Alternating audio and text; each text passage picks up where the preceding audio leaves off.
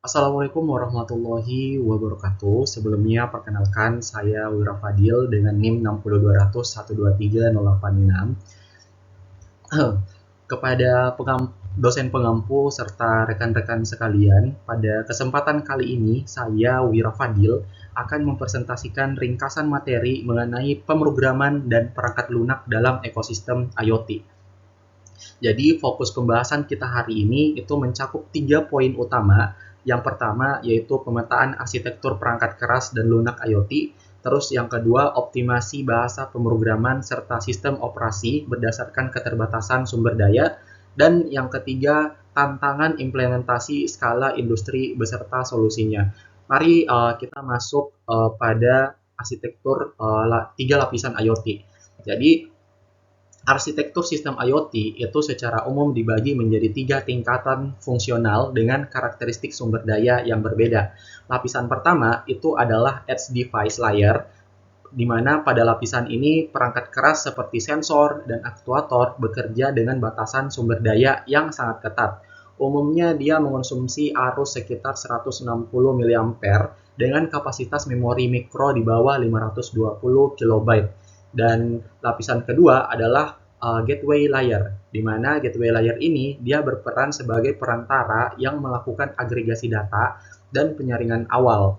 Dan di sini gateway layer dia menggunakan perangkat menengah seperti single board komputer dengan kapasitas RAM berkisar antara 2 hingga 4 GB.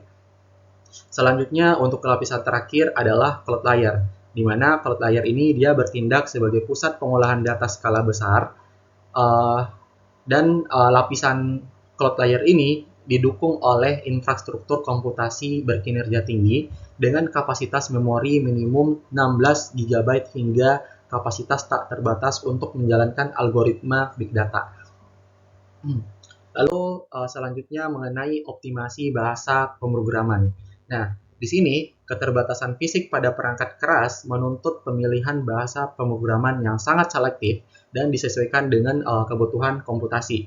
Dan untuk perangkat kelas Edge itu bahasa C dan embedded C merupakan pilihan standar industri karena kemampuannya mengakses perangkat keras secara langsung dengan latensi eksekusi yang sangat rendah, yaitu di bawah 2 milidetik serta konsumsi memori yang sangat efisien antara 5 hingga 10 KB. Lalu sebagai alternatif, pengembangan cepat atau rapid prototyping ada yang namanya Python dan MicroPython. Di sini, Python dan MicroPython dapat digunakan dengan konsekuensi kebutuhan memori yang sedikit lebih besar, yakni minimum 16 KB. Sementara pada lapisan gateway dan cloud, efisiensi memori tidak lagi menjadi kendala utama. Kita dapat mengoptimalkan penggunaan Node.js untuk penanganan input atau output yang bersifat non-blocking secara real time. Atau ada Java untuk integrasi sistem keamanan tingkat enterprise. Selanjutnya, untuk pemilihan sistem operasi.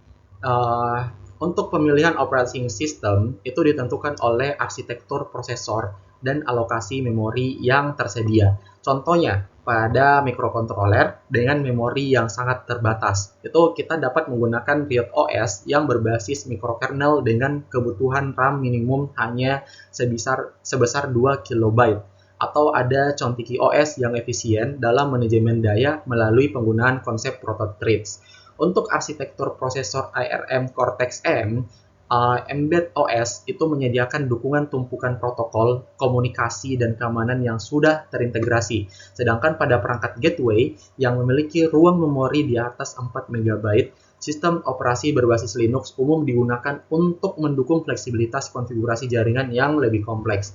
Selanjutnya, pada tantangan dan solusi industri. Pada tahap implementasi industri, terdapat 2 tantangan utama yang wajib diselesaikan, efisiensi konsumsi daya dan jaminan keamanan data. Solusi untuk efisiensi daya itu dilakukan dengan menerapkan manajemen siklus aktif melalui mode deep sleep yang mampu memperpanjang masa pakai baterai perangkat hingga 5 tahun. Dari aspek keamanan, penerapan protokol enkripsi berlapis seperti TLS atau DTLS dan integrasi modul keamanan berbasis perangkat keras itu menjadi standar wajib.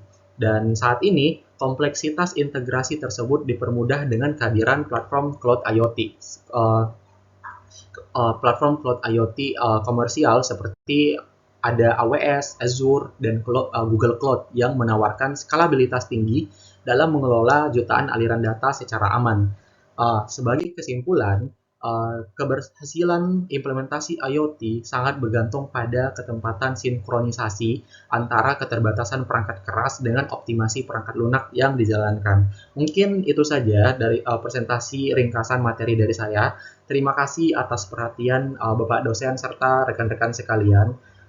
Saya sangat excited dalam menjelaskan materi pada hari ini. Semoga apa yang bisa saya sampaikan itu dapat bermanfaat bagi kita semua. Sekian, wassalamualaikum warahmatullahi wabarakatuh.